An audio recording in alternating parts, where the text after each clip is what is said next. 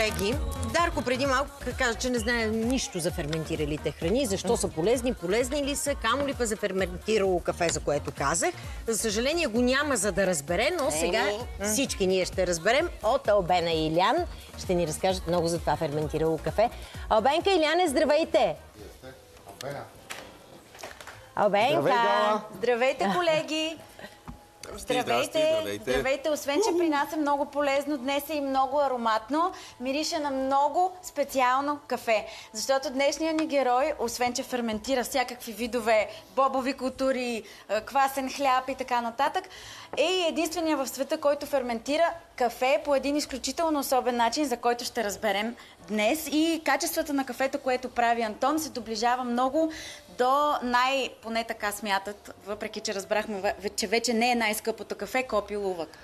Сега, в началото на сезона обещахме, че този сезон ще ви срещаме с нашите хвърчащи хора от изминалите няколко години и ще проследяваме тяхното развитие. Ние с Албена си държим на думата. Днешният ни герой е наистина невероятен. Не се е спрял, откакто последно беше в студиото. Днес сме на негова почва, обаче преди това нека си припомним кой е Антон.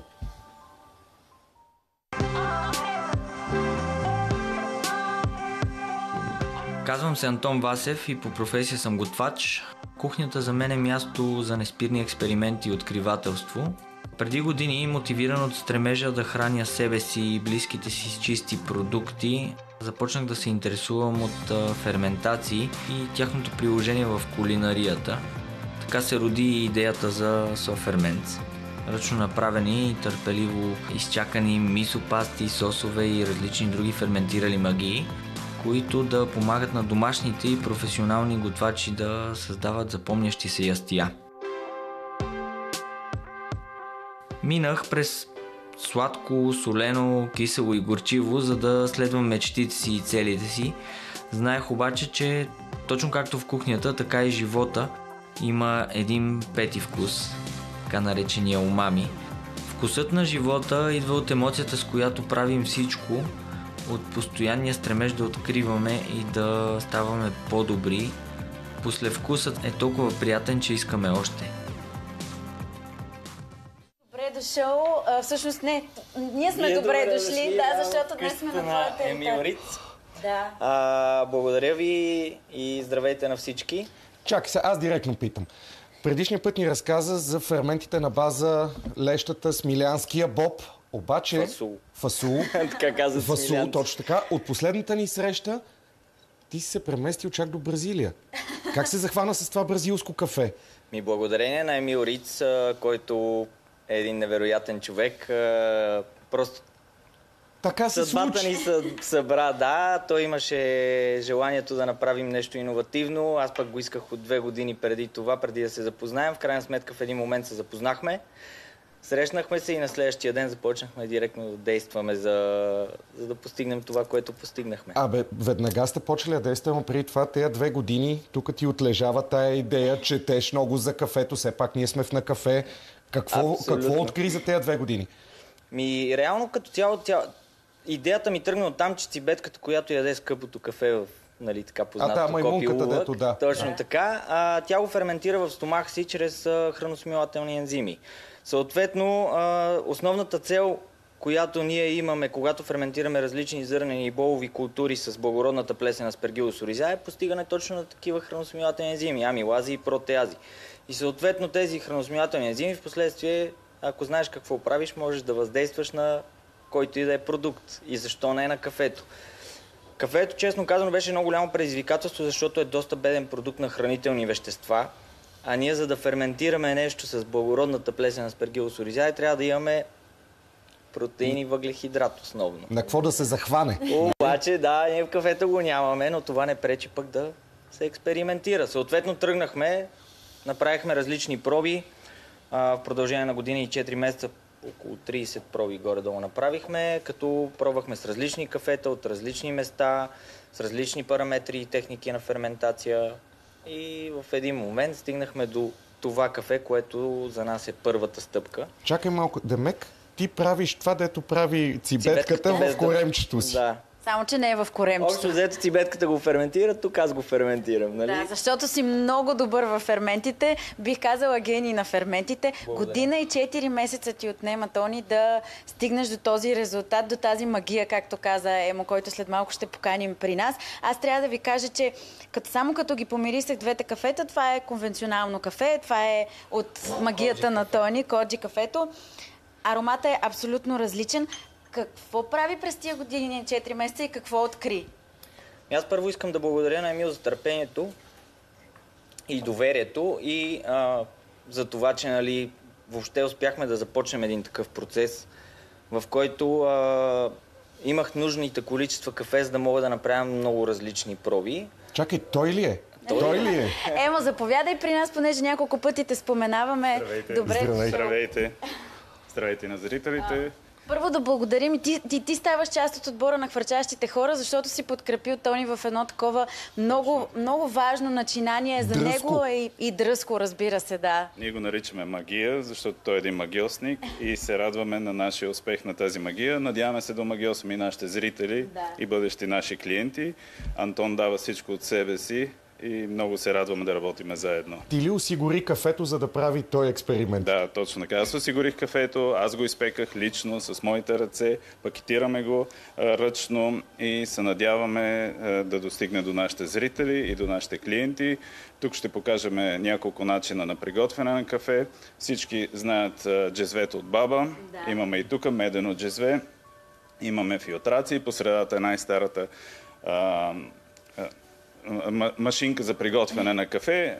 Тя отделя повече време, ще я махнем. Да Йоанна ще приготви кафе на джезве и на филтър и ще се насладиме на два различни конвенционални начина, които всеки може да използва вкъщи. Супер, добре. Тони, кажи ми сега за това кафе. Всъщност той има много добри свойства и за нашето здраве. Няма толкова много кофеин, нали така? Да, нещо, което ме изненада е, когато Емил беше решил да му направи изследване за кофеин, за да видим какво се е случило реално и се оказа, че сме го свалили до почти без кофеиново кафе, което за мен лично го прави наистина кафе за ценители, защото могат да го пият по всяко време на денонощието и без ограничения. Аз съм пил 2-3 часа през нощта. Ама чакай, обикновено махането на кофеина става с химикали и не е много полезно. Като пиеш без кофеиново кафе не е добре, нали? Има и водни процеси, има и нали, тази индустрия е иновативна и има все нови процеси, които са щадящи, но нашия процес е най-щадящия. Няма какво да си криваме душата, магията е максимална при нас. Момчета, секунда само. Искам да взема нещо, което Емо ми показа в началото. Уважаеми зрители, колеги в студиото, това е скала за оценяване на кафе. Вие вече имате невероятно висока оценка. Първо, разкажи приятел в Валядолид, как стигна това кафе до там? Добре, като цяло Виктор ми поиска да му изпратя кафе, което той да изпрати просто някакви хора да го пробват. Виктор, без да ти казва кои са тия някакви хора. За нас и за нашите зрители Виктор с ресторант Мишлен звезда във Валядолид. Точно така. Българин. Българин Виктор. Не е българин. Виктор си е испанец. Да. Виктор Мартин Гарсия. Приятели сме от доста време. Той пожела просто да му изпратя кафе, което да даде някакви хора да го пробват, без аз да знам нали за кой става дума. В следващия момент той ми върна пакетите кафе изсипани в един вакуум плик и аз го питах защо. И той ми каза, че на човека, който го изпраща, не трябва да знае какво ще... Да не се сугестира, да не чете етикета. Точно така. И съответно след известно време Виктор ми върна едно съобщение, в което ми каза ето оценката нали, от един от най-добрите съдии в света. Съответно ми изпрати тази, не тази, на същия принцип една таблица, в която беше оценено кафето. Колко точки? Колко? Кажи. Не се срамувай. 87. От 100? Да. Аз силно се надявах. По принцип кафето е оценено на 80 точки без ферментацията. Надявах се да го качим с 3-4 точки примерно, но в крайна сметка... Успяхте с 7. 7 точки е страшно много, нали? Да, нормално качват се с по 3-4 точки. Ние успяхме от първия път на сляпо, тотално на сляпо, 7 точки. Надяваме се, сега сме направили втора проба с Колумбия. В момента ще пробвате с най-обикновен бразилски Сантос. Повечето кафеджии знаят, че бразилския Сантос е нищо особено, дори не е специално кафе и ние го направихме специално с 87 точки на българска почва.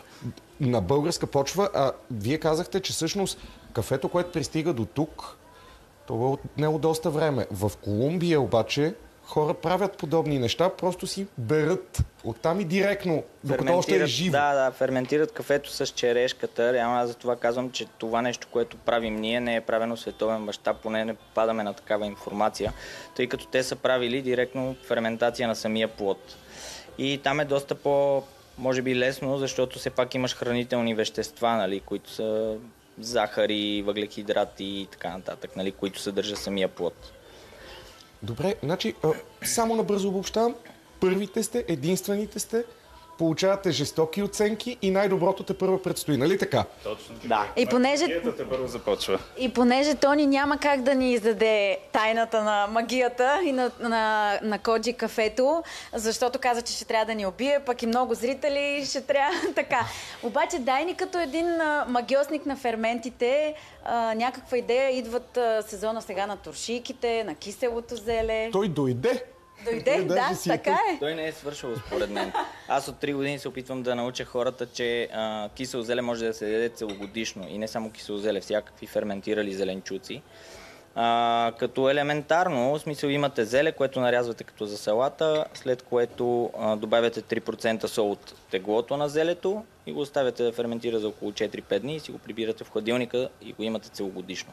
Това нещо е супер елементарно, може всеки да си го направи и в същото време е много полезно. Може да го направим и с други зеленчуци, нали? Алабаш, моркови, алабаш, карфиол. цвекло. Да. Виж какво значи хвърчащ човек. Винаги готов да даде. Абсолютно. Това е едно от най-хубавите неща на хвърчащите хора, че не си държат за тях нещата. Ама тайната за кафето няма да я издавам. За момент. За момента няма да издаваме, само да попитам, това е Specialty Coffee Association е най-високото ниво, за да оценят и там оценката е на 100% ликвидна в целия свят. Добре, кога вие ще получите оценка от тях? Надяваме се следващото предаване да ви зарадваме и да сме над 90 точки, да станем 90+. И поставяте си за цел да влезете в топ 100 на света, нали така? Точно. Добре, следващото предаване обаче е този сезон, няма да е следващия, затова не трябва да се бавите много. Много ви благодарим, наистина аз се развълнувах, макар че не съм човек на кафето, това кафе много ме запали и ще започна да пия кафе, защото няма и много кофеин. Полезно е за моя стомах. Ще обещавам да донеса и в студиото гала, за да го опитате и вие. Аз не обещавам, но много се радвам, че бяхте наши домакини. Наистина не спирайте. Ние обещаваме да следим какво се случва с вас. Стискаме всички палци да сме номер 1 в световен мащаб. И съм сигурна, че ще стане. Хвърчащите хора и другия петък отново ще има със сигурност и ще летим. Чао, чао!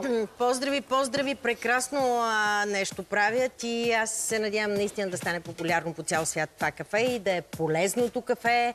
Не, че и другото не е полезно, което пием, но Илян, няма да ви знам. Илян да бъде уволнен. Абсолютно.